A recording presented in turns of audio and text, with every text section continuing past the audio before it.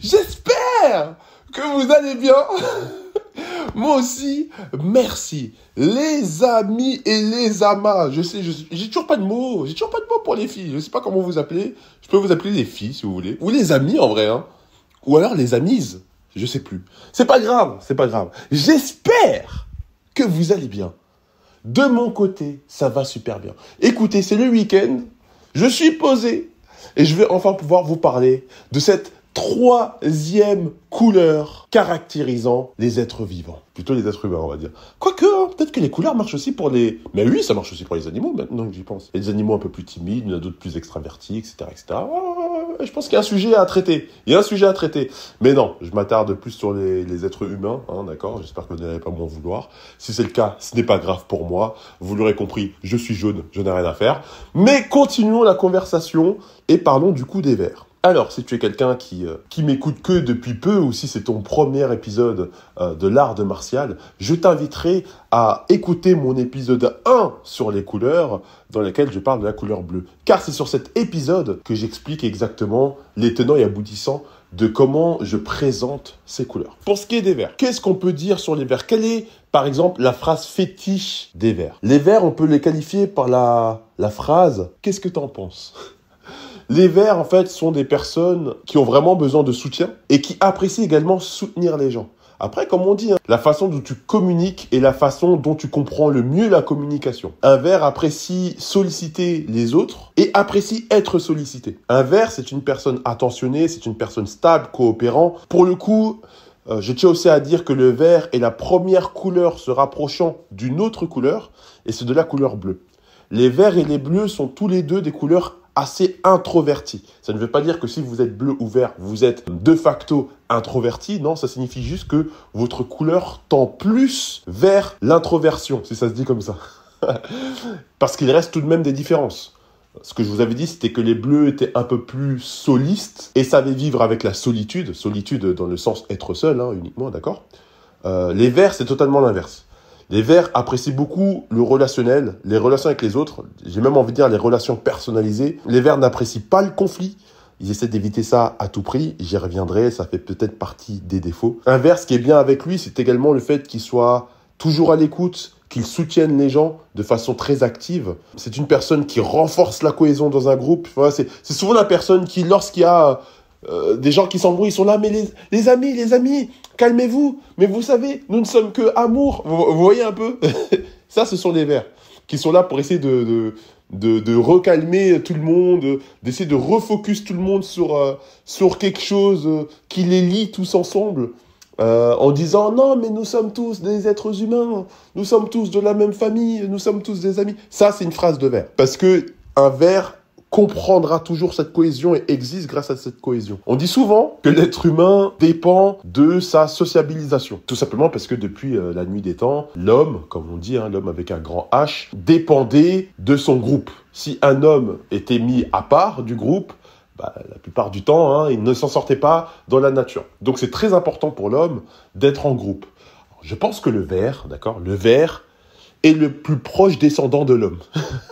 Parce que le ver n'apprécie pas être seul. Le ver a besoin d'être en groupe. Le ver a besoin d'être en groupe pour plusieurs raisons. Il a le fait qu'un ver ait des difficultés à se fixer des objectifs. Un ver est plus dans le relationnel plutôt que dans le professionnel. Alors, ça ne veut pas dire que si tu travailles dans la vie, t'es pas vert, rien à voir, d'accord? Sachant que le monde évolue et tout et tout. Là, je ne vous parle que de traits de caractère. Je ne vous dis pas que si vous êtes une couleur ou une autre, ça se retranscrit forcément dans une réalité immuable. Pas du tout. Aussi, les verts ont de grandes capacités à obtenir le soutien des autres. C'est un peu ce que je vous disais, en fait. Le vert est vu pour beaucoup de personnes comme étant la meilleure des couleurs. Voilà, je l'ai dit, hein. Donc, tous les verts, vous pouvez vous la péter, parce que c'est très souvent dit. Alors, pas la meilleure couleur dans le sens, il y a des meilleures couleurs par rapport à d'autres, mais la meilleure couleur dans le sens où, pour avoir une vie épanouie, ou une vie entourée et d'amour, etc., être vert, ça aide. Parce que forcément, nous sommes quelqu'un qui donnons et transmettons notre amour aux autres et qui, du coup, en retour, ont beaucoup de facilité à recevoir également l'amour des autres. Un ver est très facilement appréciable. Tout simplement parce qu'un ver s'intéresse à toi. Et on aime tous lorsque les gens s'intéressent à nous. Hein. Les gens qu'on aime le plus dans nos vies sont nous-mêmes. Donc lorsqu'on a des gens qui nous posent des questions sur nous, qui s'intéressent à nous, et qui nous montrent qu'ils nous respectent et qui nous apprécient, ça nous fait les respecter, les apprécier en retour. Un ver, ça recherche la sécurité. Et ça recherche aussi le sentiment d'appartenance. Donc on revient sur cette idée de groupe dont je vous parlais. Mais à côté de ça, voilà, encore une fois, hein, un ver est lent à passer à l'action.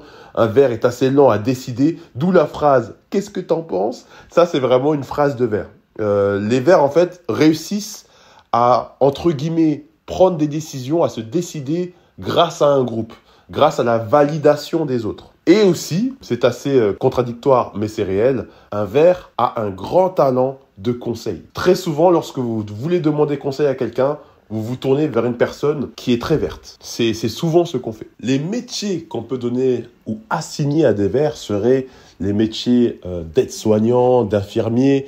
La personne qui parle en même temps que moi, là, c'est Laura. Donc, Laura la verte, hein, d'accord ? Donc, généralement, un ver, qu'est-ce qu'il aime pas faire ? C'est déranger les autres. Pardon, je suis désolée. C'est trop tard, c'est trop tard. voilà, ça c'est je suis désolé d'exister. Mais c'est un peu la mentalité des vers, tu vois. Quand il y a beaucoup de monde ou quand on leur pose des questions des fois, on les met trop on the spot, ils n'apprécient pas trop, ils sont un peu dans le malaise. Les vers n'aiment pas... On est humble, c'est ça que tu voulais dire. Non, vous n'êtes pas humble, vous êtes juste malaisant, c'est tout. Donc, les vers n'apprécient pas qu'on leur donne des micros et qu'ils doivent se mettre à parler au grand jour, à dire ce qu'ils pensent réellement. Les vers ont beaucoup de mal par rapport à cela. Pourquoi ? Parce qu'ils ont la peur du jugement. Les vers ont une grosse peur avec le jugement. Ils apprécient être acceptés dans des groupes. Donc, forcément, s'ils donnent trop d'avis tranchés, eh ben, ils peuvent perdre des gens avec qui ils sont liés. Et ça, c'est un des grands dilemmes des vers, malheureusement. Pour ce qui est des métiers, on peut aussi parler des professeurs des écoles. Généralement, alors qu'on se comprenne bien, quand je parle de métier, ça ne veut pas dire que si tu n'as pas cette couleur, tu ne peux pas faire ce métier. Ça ne veut pas dire qu'il faut être vert pour pouvoir être professeur. Peut-être même qu'il faudrait du bleu pour pouvoir être professeur. Mais ça signifie en tout cas qu'avoir cette couleur te permettrait de vraiment exceller dans ce métier. Être aide-soignant, être infirmier, être professeur pour des petits-enfants, avoir du vert, ça aide beaucoup à pouvoir, encore une fois, exceller dans le métier et apprécier le faire. Généralement, les verts, ce sont ceux qui sont dans de grosses associations, qui sont là pour militer sur plein de choses qui leur tiennent à cœur. Pour être un très bon psychologue, être vert, ça peut beaucoup aider. Encore une fois, il faut d'autres compétences, mais le vert te permet de vraiment t'intéresser à la personne, à ce qu'elle te raconte et essayer de rebondir sur les sujets. On peut également parler du rôle de commercial, ce qui est assez drôle parce que lorsqu'on parle de commerciaux, on pense surtout à des personnes rouges. Mais à mon sens, un très bon commercial est justement quelqu'un qui saura faire preuve d'empathie, qui saura s'intéresser à son client, à la problématique de la personne afin de pouvoir lui solutionner son problème. Pour moi, c'est ça, être un bon commercial. Après, bien entendu, il y a aussi ce côté rouge qui permet d'être persuasif, de convaincre, de rebondir rapidement, vu qu'on est plus vif, entre guillemets, sur les problématiques, les objections, etc. Donc oui, ce côté rouge est essentiel pour un commercial. Par contre, ce côté vert, à mon sens, de mon avis, est vraiment le point le plus important pour être un commercial avec une pérennité sur le long terme. Parlons des qualités et des défauts des verts. Les verts sont les personnes les plus appréciées de notre entourage. Vous appréciez beaucoup les verts parce que les verts vous apprécient beaucoup. Ils sont très à l'écoute, ils sont agréables, ils sont faciles à vivre. Généralement, lorsqu'il y a des concessions à faire, les verts sont d'accord de faire ces concessions. C'est ce qui fait qu'on les apprécie grandement. Vous entendez là, comme pendant que je parle, elle secoue normal son truc là ? Ah, elle a dit que ça s'entendait pas. Lors du montage, lors du montage, on verra si ça s'entend ou pas. Et vous me direz si vous avez entendu. Je connais déjà la réponse. Donc, apparemment, les verts sont à l'écoute. Les verts n'aiment pas déranger, hein. Mais, ouais. Mais on va passer vous savez quoi, on va passer au défaut direct. Là, ça m'a énervé, on va passer au défaut. J'allais dire que les verts aiment aussi offrir des cadeaux. Parce que c'est Laura qui m'a donné cette idée-là. Mais finalement, je vais même pas en parler. Non, on va parler des défauts. Dans les défauts, alors, en soi, en fait, les qualités, pour être plus sincère, les qualités des verts sont potentiellement aussi, en fait, leurs plus grands défauts. Pourquoi ? Comme les verts sont très intéressés par la vie des autres et veulent à tout prix être en groupe, bah malheureusement, ils sont impactés aussi très négativement par ce que le groupe peut penser d'eux. Un ver pense, je vous promets, Laura a fait exprès de faire du tam-tam sur une boîte. Elle a vu la boîte, c'est une boîte. Elle a tapé dedans. Pourquoi? Pour faire du bruit, c'est tout ce que je vois. Donc je vous disais, un ver apprécie tellement l'appréciation des autres que des fois il peut se perdre à devoir être apprécié des autres. Et c'est un peu le défaut des vers. Ça leur porte préjudice. Un ver peut aussi être utilisé par d'autres personnes car un ver donne un peu trop facilement sa confiance aux autres. Et c'est une chose qui peut être très pénalisante. Aussi, comme je vous le disais, je voulais vous le sortir en tant que qualité, mais on va en parler en tant que défaut, les vers apprécient faire des cadeaux. Mais un ver qui reçoit un cadeau, qu'est-ce qu'il fait généralement? Vous les connaissez, hein, les vers, quand ils reçoivent des cadeaux. Oh, merci, je m'y attendais pas, ça me fait trop plaisir. Mais t'as trouvé ça où? Mais tu l'as acheté où? Mais comment t'as fait? Mais attends, mais il y en avait encore. Les vers, ils sont trop forts. Ils sont trop forts pour s'intéresser aux cadeaux que tu leur fais. Ils sont trop forts pour ça. Moi, je sais pas faire ça. Mais que fait un ver lorsqu'il fait un cadeau, mais que malheureusement, il n'a pas en retour cette réception de ver? Là, quand on dit merci, hein, qu'est-ce que va faire un ver à ce moment-là? Il va se sentir pas bien. Le ver va se sentir pas bien, il va se dire quoi, c'est tout. Genre exactement, ça ne lui plaît pas en fait. Alors c'est pas que ça plaît pas, c'est juste que bah tu t'avais pas forcément demandé ce cadeau, donc t'es reconnaissant, mais ça s'arrête là.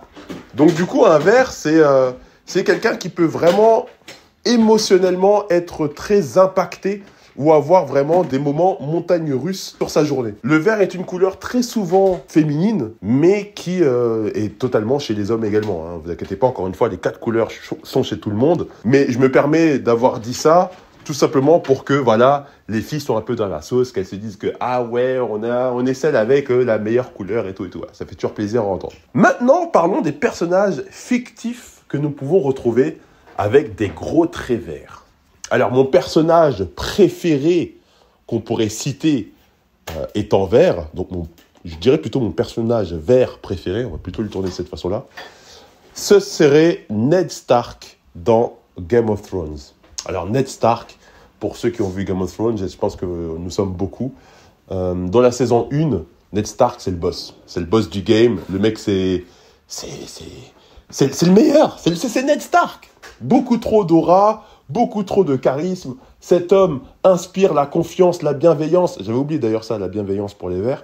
C'est quelqu'un qui veut simplement que tout le monde soit en paix et que tout aille bien. Parce qu'il faut aussi le dire, si dans ce monde, il y avait beaucoup plus de verts, il y aurait beaucoup moins de guerres. Oh là là, ça rime en plus.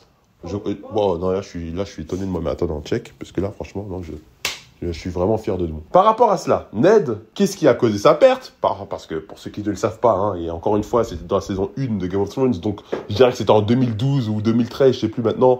Alors s'il vous plaît, calmez-vous, fallait être à jour, ça fait 10 ans les amis. Qu'est-ce qui se passe? Ned Stark se fait tuer. Mais comment se fait-il tuer? Nani.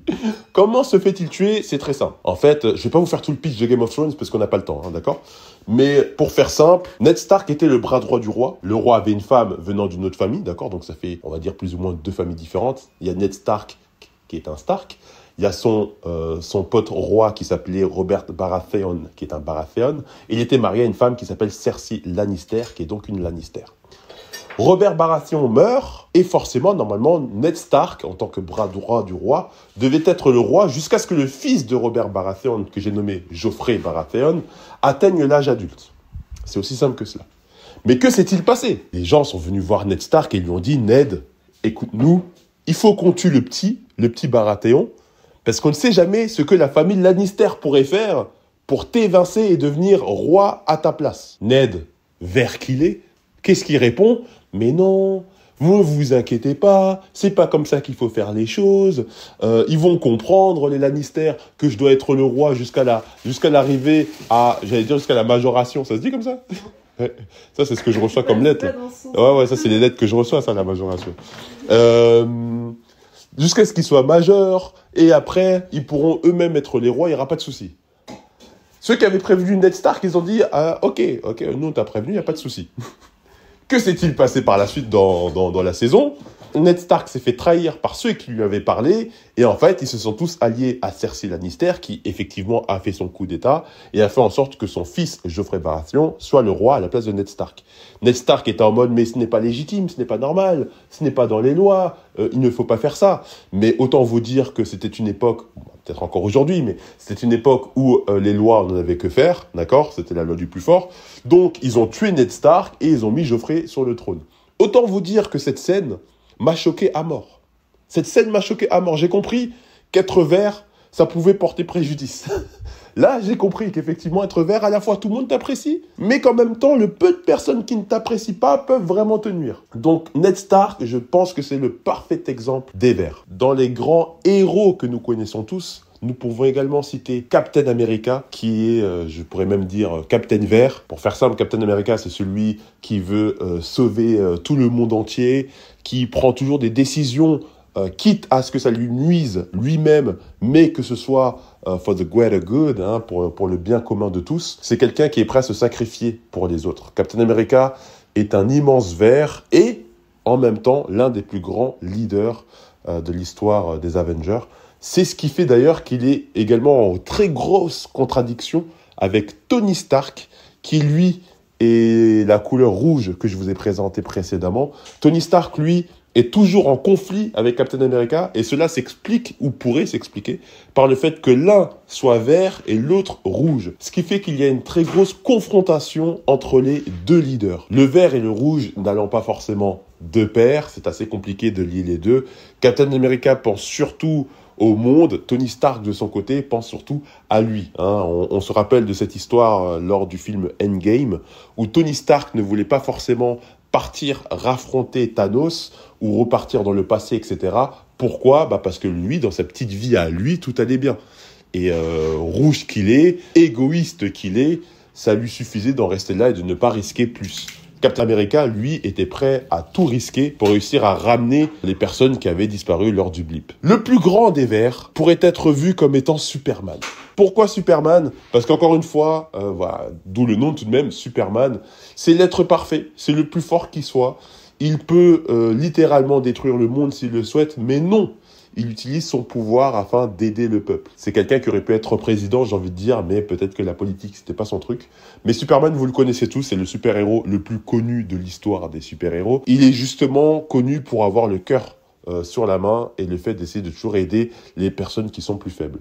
Lui, c'est le vert par excellence. Maintenant, sans trop développer pour les autres personnages, nous avons également le professeur Xavier, dans les X-Men plus particulièrement. Alors le professeur Xavier, certains diront qu'il est bleu, et bien entendu, déjà il s'appelle professeur, donc à partir de là, c'est quelqu'un de très intelligent, qui a en plus un pouvoir cérébral et tout, c'est un truc de fou.